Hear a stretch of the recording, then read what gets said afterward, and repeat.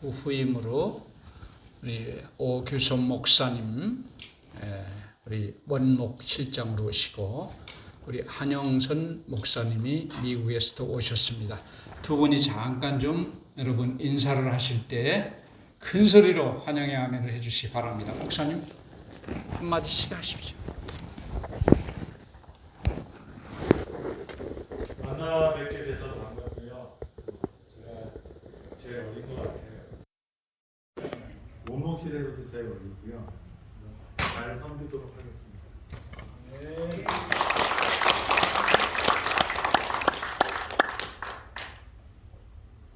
만나 뵙게 되어서 반갑습니다. 열심히 제국 감당하도록 하겠습니다. 감사합니다.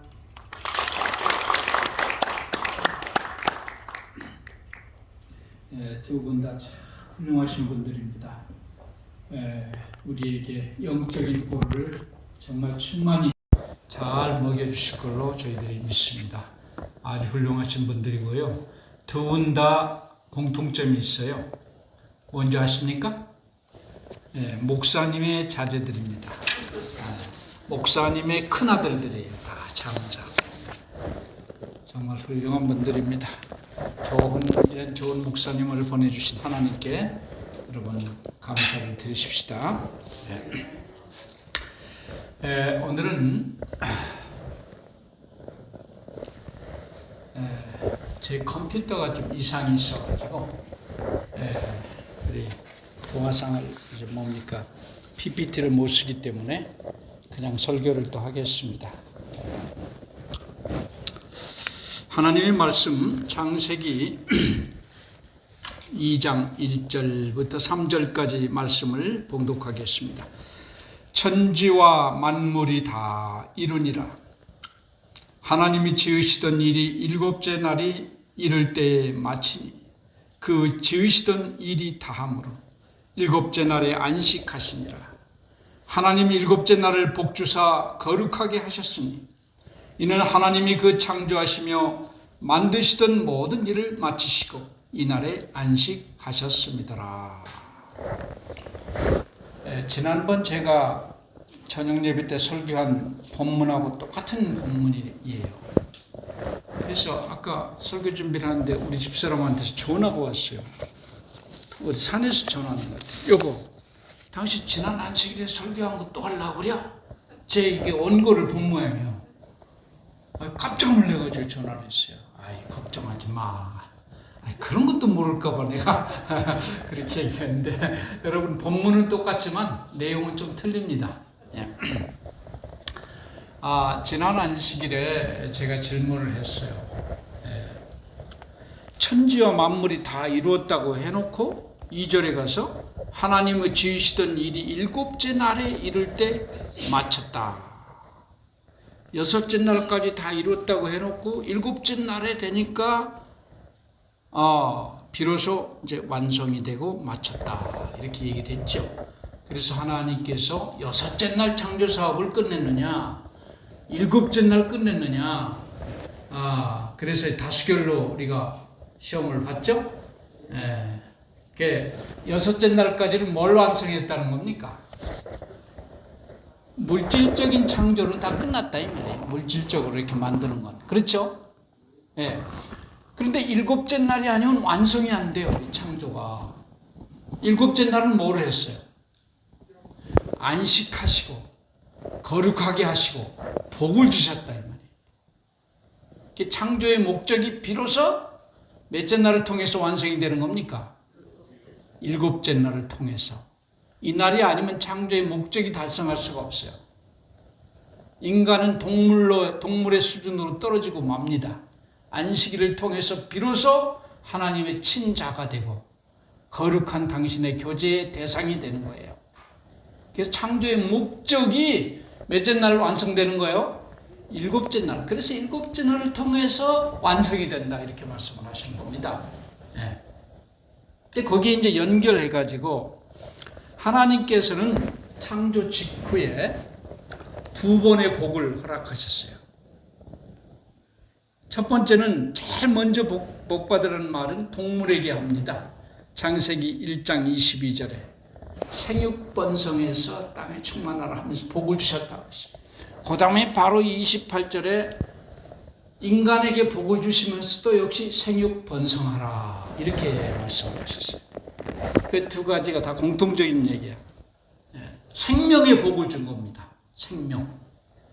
생명의 복을 잘 먼저 주고 그 다음에 인간과 관련해서 창세기 2장에 바로 들어오면서 안식일의 복을 주셨어요. 생명의 복을 주신 다음에 바로 연결해서 무슨 복이 나와요? 안식일의 복이 나와요. 이 성경의 순서로 보면은 생명의 복 다음에 안식일의 복이 나옵니다. 자, 먼저 주신 복이 생명이라고 하는 복이에요. 생명.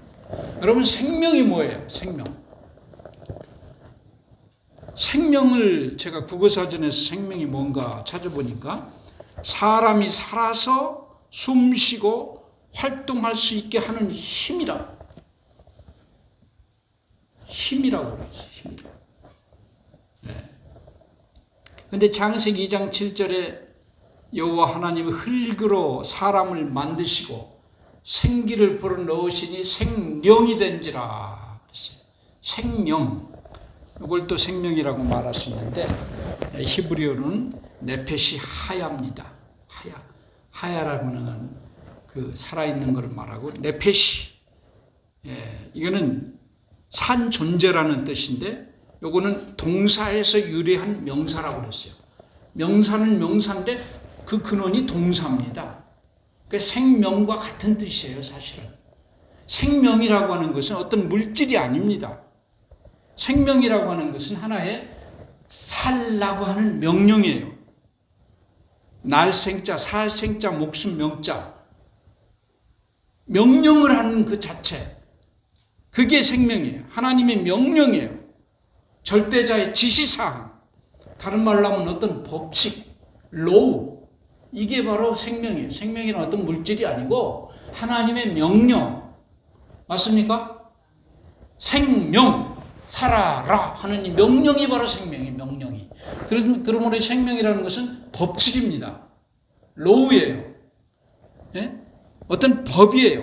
명령, 오더가 바로 명령이 바로 생명이에요. 생명이라는 것은 다른 게 아니고 뭐라? 하나님의 살라고 하는 명령. 그게 바로 생명이라 이 말이에요. 예. 그래서 이 생명은 에너지가 뭔가요? 명령이기 때문에 말씀입니다. 말씀이 법이에요.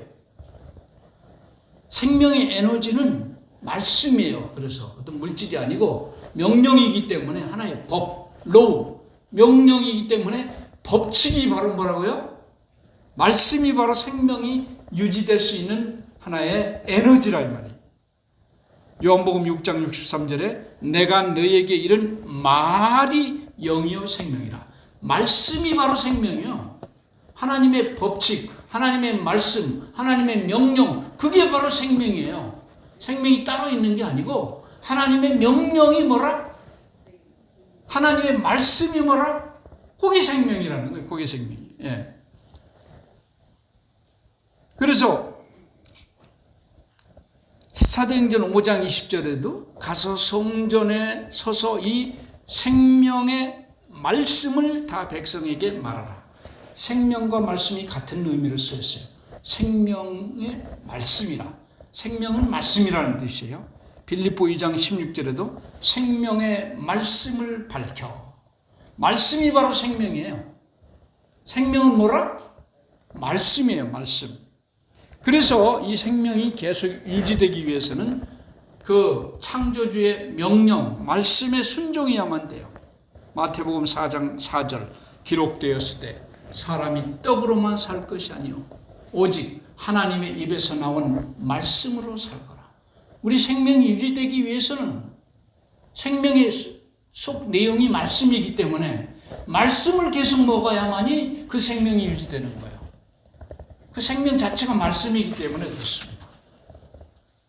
아멘?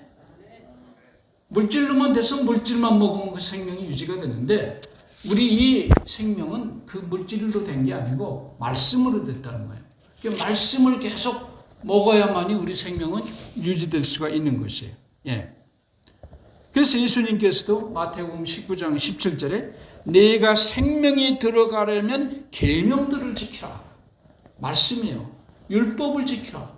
율법과 생명은 일치한 거예요. 생명의 내용이 바로 율법이고 말씀이기 때문에, 계명이기 때문에 그걸 지키면 그냥 사는 거예요. 아멘? 예.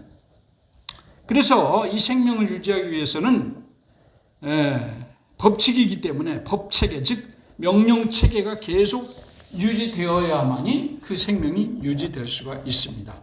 그래서 하나님의 말씀을 받아 사는 인간은 이 명령체계가 존속되는 한 그 생명은 유지되고, 명령체계가 깨어지면 그 생명을 잃어버리게 되는 거예요. 우리 안에 이 생명의 법칙이 하나님의 말씀하고 엇나가면 생명은 깨어지는 겁니다.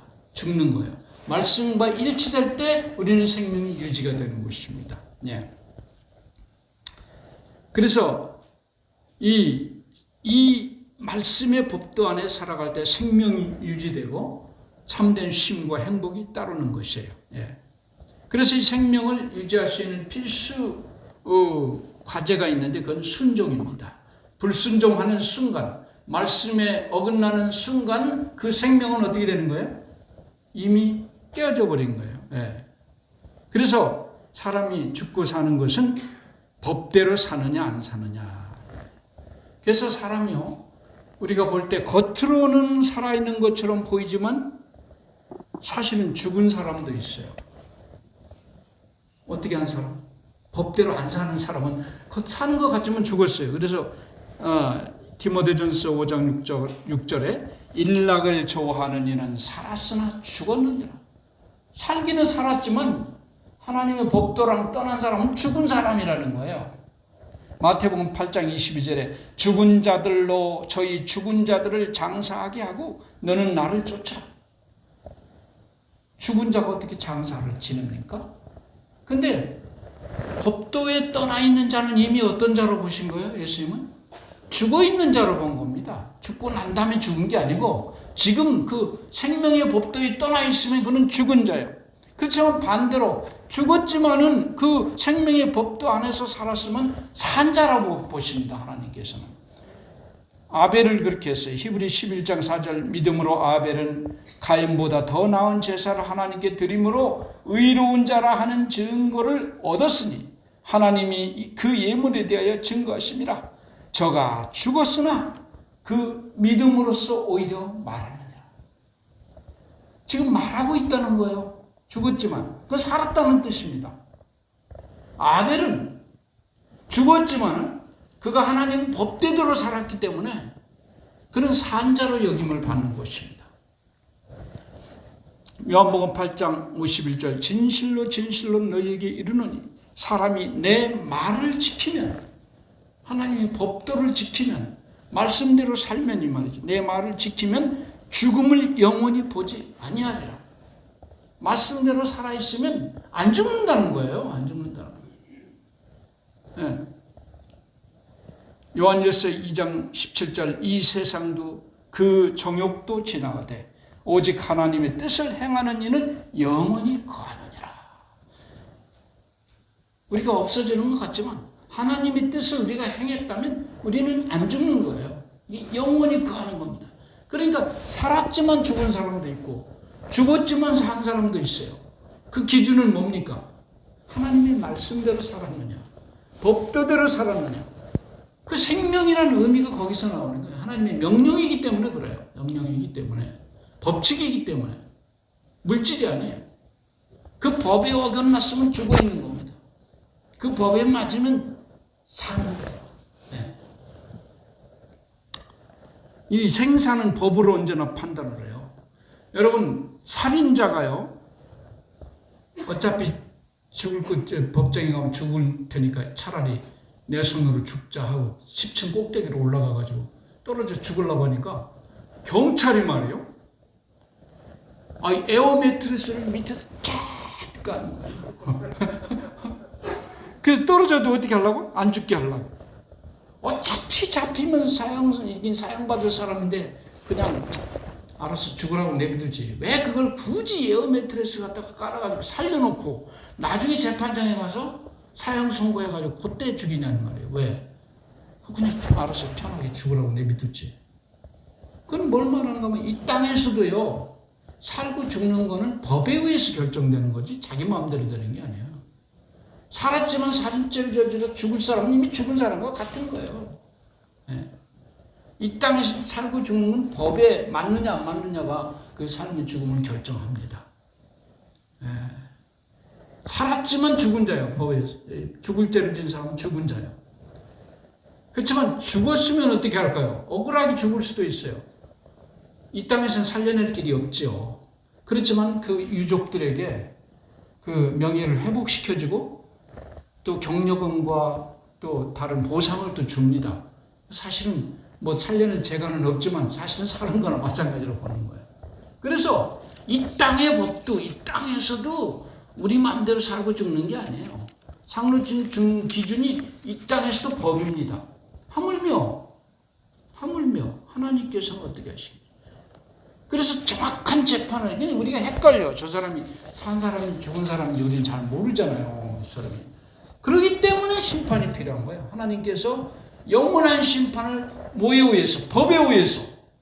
생명의 법의 잣대로 정확히 재가지고 영원히 살 사람과 영원히 죽을 사람을 다시 한번 심판하는 겁니다. 그게 심판의 의미예요. 제대로 말씀대로 법대로 살았느냐, 생명의 기준을 지켰느냐, 그것을 하나님께서 다시 한번 보시는 게 그게 뭐예요? 그게 심판이라고 하는 거예요. 예. 그래서 법을 어기면 살아도 산 게 아니고 죽어도 법을 지키면 죽어도 죽은 게 아닌 것입니다. 예. 아멘. 예. 살라고 하신 명령권자만이 우리를 살게도 하실 수 있고 죽게도 하실 수 있는 거예요. 명령을 내린 분이 누구예요? 창조주기 때문에 우리 마음대로는 죽을 수도 없어요. 죽었다고 그래도 우리가 아무리 살라고 노력을 해도 창조주의 법도에 안 맞으면 우리는 죽는 것이고, 우리가 이 땅에서 죽었다 해도 창조주의 법도에 맞으면 다시 사는 겁니다. 지금 이 눈앞에 보이는 현상으로 살았나 죽었나를 판단할 수가 없어요. 영원한 판단은 하나님의 법정에서 심판날 제대로 이제 할 겁니다. 그렇습니까? 예. 그래서 고린도전서 15장 54절, 이 썩을 것이 썩지 아니함을 입고 이 죽을 것이 죽지 아니함을 입을 때에는 사망이 이김에 삼킨 바 되리라고 기록된 말씀이 응하리라. 사망아 너희 이기는 것이 어디 있느냐? 사망아 너희 쏘는 것이 어디 있느냐? 사망에 쏘는 것은 죄요, 죄의 권능은 율법이라. 죽고 사는 건 법에 의해서 좌우된다는 겁니다. 법. 죽는 것은 법을 어겼기 때문에 죽는 거예요. 하나님의 생명의 법칙과 안 맞기 때문에 죽는 거예요. 생명을 주신 자는 그 생명이 유지될 수 있는 그 방법을 알려주셨어요. 그게 생명의 에너지, 하나님의 말씀입니다. 말씀대로 산 자는 죽어도 사는 것입니다. 아멘? 예.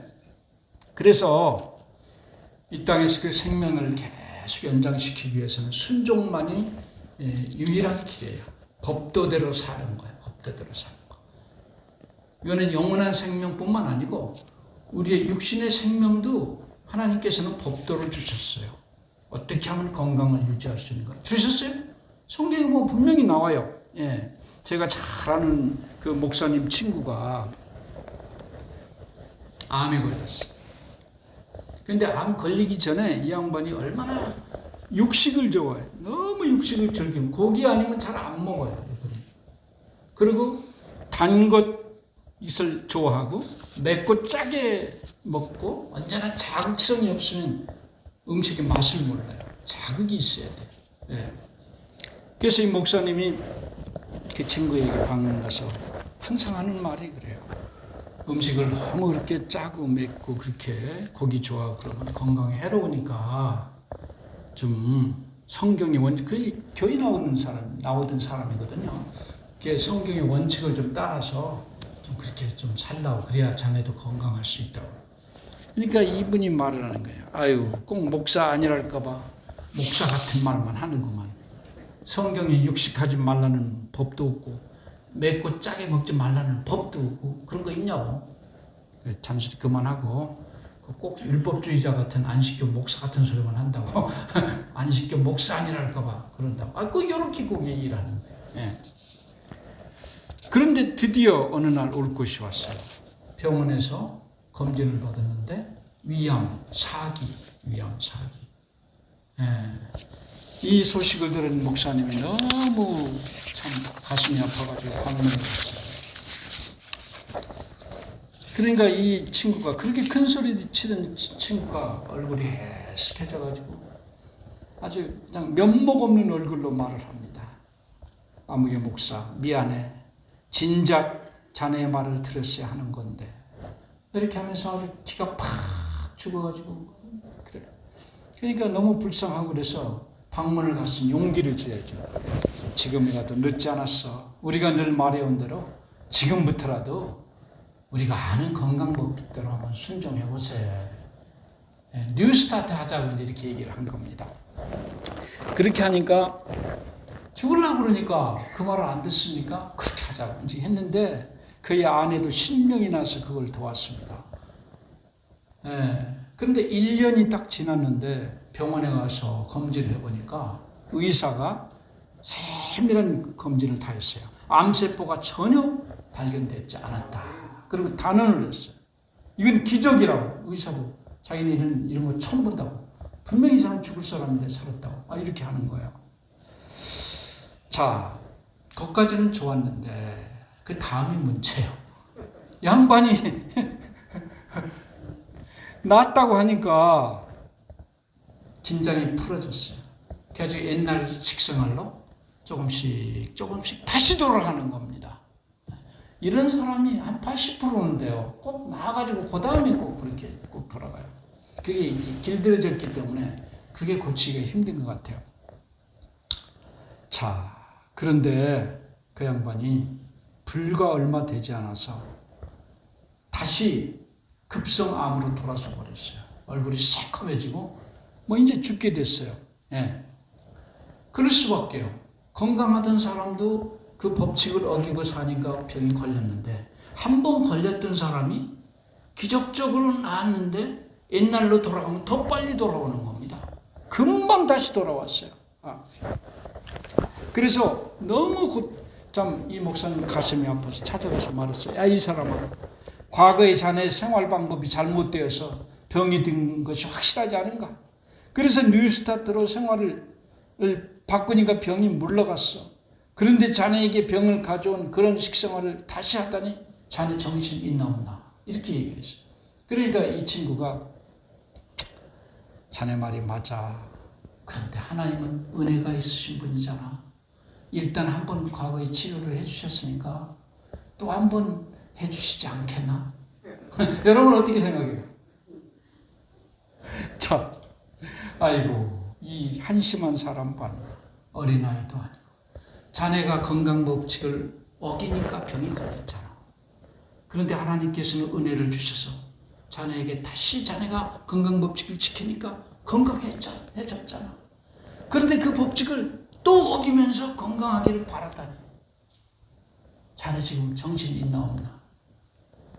다시 해보기는 해보자 했지만은 이 사람은 그 음식 그렇게 먹고 하는 게 이제 실증이 났어요. 하나님께서 도와주시겠지. 여러분 그런 막연한 은혜를 기대하는 사람이 너무 많아요. 여러분 자기가 건강하려면요 건강 법칙을 지켜야 되는 겁니다. 이건 법칙이에요. 법칙을 어기면서 건강하기를 바라는 거는 독약을 먹으면서, 저 표현이 좀 과격합니다만 독약을 먹으면서 살기를 바라는 사람하고 똑같아요. 살려면 안 먹어야지. 먹으면서 살게 해달라. 그래서 자연의 이 건강 법칙도요 성경에서 주신 삶의 법칙이 있어요. 법칙을 어기면 주는 거예요. 영적인 영생의 법칙도요 하나님이 주신 말씀의 법칙이 있습니다. 이 법칙대로 살면 우리가 영생을 얻어요. 죽었어도 살아요. 그러나 이 법칙을 어기면 살았어도 죽어있는 자입니다. 아멘? 네. 그래서 하나님께서는 생명을 누리게 하기 위해서 이 생명의 법칙 말씀을 주셨고요. 그 다음에 그 생명을 통해서 참된 행복을 누리기를 원해서 행복까지도 이 말씀 안에다 다 간직해 놨어요. 그래서 참된 참된 행복을 얻으려면, 생명에 더 나가서 행복을 얻으려면 어떻게 해야 돼요? 이 율법대로 살아야 돼요. 율법대로. 예.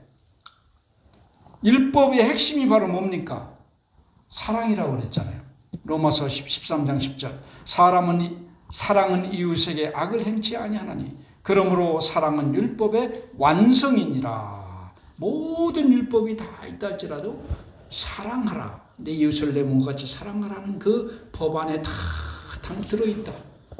십계명의 핵심은요, 사랑입니다. 하나님에 대한 사랑, 인간에 대한 사랑. 진정한 사랑으로 살아야만이 참된 행복이 찾아올 수 있다고 하는 것이에요. 그래서 성경에서 복받는 비결은 무슨 물질이 생기거나 환경이 좋아지는 그런 건 하나도 없어요. 언제나 율법과 관계되어 있어요. 시편 1편 1절에 보면 복 있는 사람은 악인의 꾀를 쫓지 아니하며 죄인의 길에 서지 아니하며 오만한 자의 자리에 앉지 아니하고 오직 여호와의 율법을 즐거워하여 그 율법을 주야로 묵상하는 자로다. 법과 율법은 연결되어 있어요. 복과 율법은 참된 행복, 생명과 참된 행복은 율법을 지켜야만 오는 거예요. 율법은 딱딱한 그런 것이 아니고 사랑의 율법이에요. 율법의 핵심이 그거니까. 거기에 뭐가 있어요? 거기에 행복이 또 있는 거예요. 말씀 안에. 율법은 다른 말로 말씀 안에 또 뭐가 있는 거예요? 행복이 있는 거예요. 행복이. 그 성경은 복 있는 자, 신약에서도 복 있는 자는 심령이 가난해야 돼. 그 다음에 애통해야 돼. 그 다음에 뭡니까? 온유해야 돼. 의에 줄이고 목말라야 돼. 긍휼히 여겨야 돼. 그 다음에 뭐예요? 마음이 청결해야 돼. 화평케 해야 돼. 의를 위해서 핍박을 그거는 뭔가 하면은 그 율법의 상태예요. 그런 사람이 되는 거예요. 율법과 합당한 사람, 율법과 똑같은 심성이 가지면 그 사람은 복이 있는 사람이에요. 율법과 같아지면 우리는 복을 받습니다. 말씀과 같아지면 우리는 복을 받는 거예요. 그런데 하나님께서는 아까 제일 먼저 주신 명령과 복이 바로 생명의 복이라고 그랬죠. 두 번째 복은 뭐라고 그랬어요? 두 번째, 안식일의 복이라고 그랬죠. 안식일의 복. 그렇죠? 창세기 2장 3장 하나님 일곱째 날을 복 주사. 어떤 물질에다 복을 준 게 아니에요.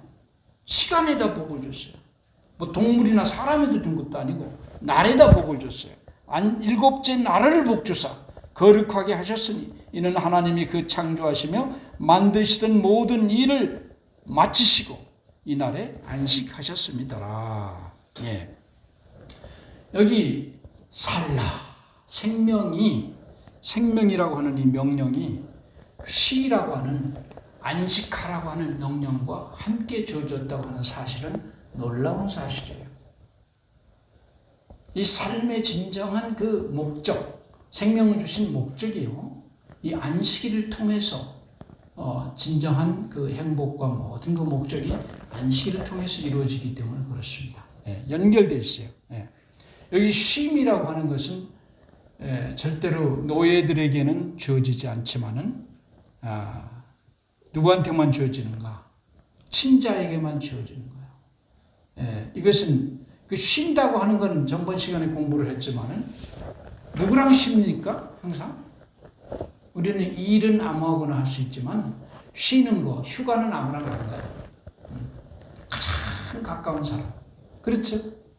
가장 가까운 사람과 쉬는 겁니다. 하나님이 우리를 만드시자마자 쉬자고 하셨어요. 하나님이 가장 가까운 존재로 우리를 생각을 하신 거예요. 그래서 진정한 사랑과 행복의 교제를 나누자 이게요. 그래서 쉼의 명령은 생명의 복을 누리는 구체적인 방법으로 이제 주어지는 거예요. 생명을 허락하시고 그 다음에 그 복을 누려야 되는데 그거는 쉼을 통해서 온다 이 말이에요. 예. 여기 보면요. 생명과 숨은 밀접한 관계가 있습니까? 생명이 언제나 숨에서 오죠. 그런데 숨과 쉼은 또 어떤 관계가 있어요? 글자가 비슷하죠. 숨과 쉼. 쉼을 통해서 숨을 잘 쉴 수가 있어요. 맞습니까? 여기 출애굽기 23장 12절에 너는 6일 동안에 내 일을 행하고 제7일에는 쉬라. 내 소와 나귀가 쉴 것이며 내 계집종과 자식과 나그네가 숨을 돌리리라. 안식일 날은 이 종들이 뭐 하는 날이라고요? 숨을 돌리는 날이에요. 숨을. 너무 힘들고 바빠서 숨도 제대로 못 쉬었던 거예요. 한 주간 동안. 근데 그날은 제대로 숨을 쉬자는 겁니다. 그게 쉼이라는 거는 숨 제대로 쉬는 날이에요. 그건 뭐, 숨 제대로 쉬는 것이 바로 진정한 뭐예요? 생명을 누린다는 뜻이에요. 진정한 생명을 누리는 것은 숨을 제대로 쉬면서 쉬는 겁니다. 하나님과 함께 쉬는 거예요. 내 동료와 함께 쉬는 것이에요. 예. 그렇게 할 때 그 상태를 하나님께서는 거룩하다 그렇게 해주신다고 그랬어요. 전번 시간에 제가 말씀하기를 거룩이란 하나님이 그 사랑의 대상을 만날 때 발생하는 겁니다. 대상이 없을 때, 사랑의 대상이 없을 때는 혼자는 거룩하다고 하잖아요. 인간과 관계될 때 언제나 사랑의 대상이 있을 때 인간이 이 거룩이라고 하는 것은 인간이 누릴 수 있는 최고의 상태라고 하는 겁니다. 인간과 하나님이 누릴 수 있는 가장 행복한 상태, 그게 바로 거룩한 상태예요. 예. 그래서 하나님의 거룩의 불길은 인간을 하나님이 만나는 장소나 시간과 상관없이 어떤 장소든지 어떤 시간에든지 진정한 사랑으로 만나면은 거룩이 이루어지는 것입니다. 하나님과 인간이 만나시는 곳에 형성되는 우호적인 빛으로 인하여 사면이 거룩하게 변한다는 것이 출애굽기 29장 43절 내가 거기서 이스라엘 자손을 만나리니 내 영광을 인하여 회막이 거룩하게 될지니라. 하나님과 인간이 만날 때 내가 거기서 이스라엘 자손과 만나겠다. 그때 거기가 거룩하게 된다. 진정한 사랑과 하나님에 대한 진정한 순종으로 만날 때 거기에는 거룩이 있습니다. 그래서 하나님께서 일곱째 날을 거룩하게 하셨다는 말은 인간을 만나시는 하나님에게서 사랑의 불길이 타올랐다는 겁니다. 그래서 이 안식일을 통해서 진정한 사랑의 불길이 하나님과 인간 사이에 이루어지면서 인간에게는 참된 행복이 찾아오게 되는 것입니다. 그래서 안식일에는 누가 만납니까? 하나님, 인간, 그리고 동물인간. 그렇죠. 안식일을 지킬 수 있는 그 사람들은 하나님 안에 있는 하나님의 법도 안에 있는 사람들이에요. 율법 안에 있는 사람들입니다. 그들이 진정한 마음의 장벽을 헐고 하나님과 우리와 인간이 같은 동료 인간이 마음의 장벽을 열고 진정한 율법, 사랑의 율법 안에서 교제를 통해서 진정한 행복을 느끼는 그 순간이 바로 안식일의 행복이라는 거예요. 아멘? 네. 하나님이 주시는 말씀을 통해서 동료 인간과의 진정한 사랑을 통해서 우리는 하나님과도 교제하고 사랑하는 형제들과 교제하면서 인간이 누릴 수 있는 최고의 교제의 행복을 맛볼 수 있는 것입니다. 거룩한 사람들이. 그게 안식일의 의미입니다. 네. 그래서 여기 그 유명한 유대인의 그 철학자 말틴 부버가 그는 말틴 부버는 유대인이지만은 예수님을 섬기는 사람이에요. 예수의 정신을 다 받아들이는 사람입니다. 세계적인 철학자입니다. 그 양반이 아이또우 나와 너라고 하는 그 책에서 인간의 관계를 이제 몇 가지로 표현했잖아요. 다 여러분 아시겠지만 아이또우의 관계. 또우또우의 관계. 예? 자, 그것과 그것. 그러니까 상대방을 뭐로 보는 거예요? 하나의 목적이 아니고 수단으로 보는 겁니다. 하나의 물질 대 물질로 보는 거예요. 그러나 더 좋은 이제 가장 좋은 관계는 I and U와의 관계, 나와 너와의 관계인데 이 관계도 진정한 거기에 하나님이 개입되지 않으면, 절대자가 개입되지 않으면 참된 관계가 되지 않고 참된 행복을 누릴 수 없다고 분명히 말했어요. 여기 내가 당신을 인격으로 믿어주고 당신이 나를 인격으로 믿어주어도 우리들 사이에는 언제나 그 인격적인 관계가 깨어질 수 있는 긴장이 있다. 이것이 인간성의 연약함이다. 그렇기 때문에 나와 너 사이에는 언제나 이 인간관계를 중매하는 하나의 촉매자가 필요하다. 우리 인간끼리는 진정한 행복을 나눌 수 있는 진정한 교제를 할 수가 없다는 겁니다. 인간끼리는. 그래서 가운데 왜 인간은 서로 불완전하기 때문에 서로 믿을 수가 없어요. 그렇기 때문에 그 가운데 촉매자가 필요해요. 그분이 누구예요? 하나님입니다. 예수 그리스도입니다. 그래서 우리가 예수 그리스도를 통해서, 예수 그리스도라는 안경을 통해서, 돋보기를 통해서 형제를 보게 되는 겁니다. 내와 너의 형제가 그리스도를 통해서 보면 완전하게 보이는 거예요. 사랑스럽게 보여요. 저 사람도 나를 그렇게 봅니다. 이 땅에서는요, 그리스도 빼는 진정한 깊은 관계를 맺기가 어려워요. 남편과 아내의 관계도요, 사람은요, 장점이 많아요, 단점이 많아요. 다 비슷비슷해요. 50%예요. 근데 사랑을 안 하면 뭐만 보여요? 자꾸 단점만 보이는 게 단점. 어떤 사람 아내가 얼굴이 옛날에는 그거 좀 많이 있었죠. 그 뭐라고 그러죠? 얼근 사람. 얼근 사람. 처음에 결혼했는데 얼근 사람이 왔어.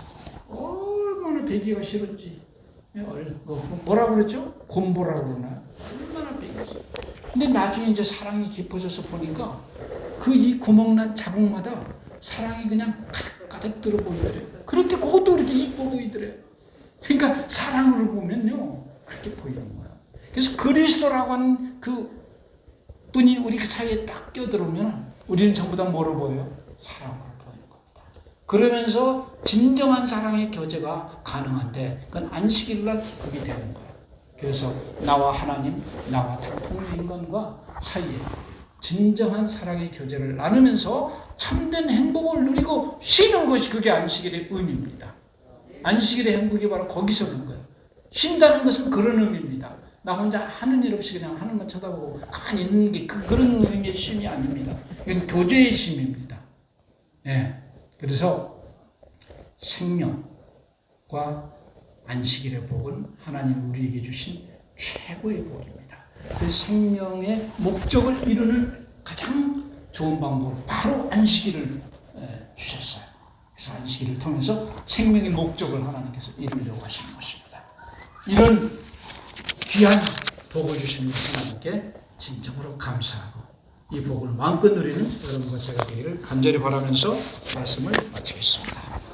하늘에 계신 아버지, 오늘 우리에게 안식의 귀한 복, 생명의 진정한 의미를 다시 한번 알게 해주시니 감사합니다.